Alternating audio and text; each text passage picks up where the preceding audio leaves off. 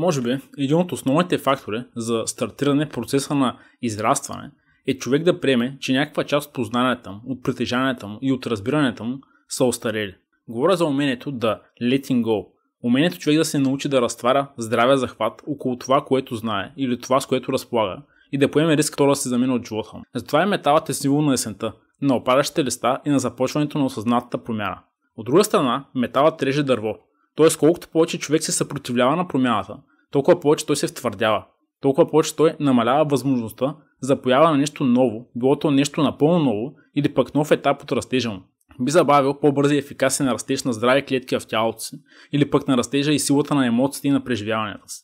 И не на последно място, всеки елемент има тясна взаимовръзка с групи двойки органи. Като органът на растежа на дървото е черен дроб и очи, а на металът са бели дробове и дебело черво. Колкото повече човек е стагниран в мисленето си, толкова повече има шанс да има проблеми като запек или дихателни проблеми. Но освен това има и косвен шанс черният му дроб и очите му също да страдат.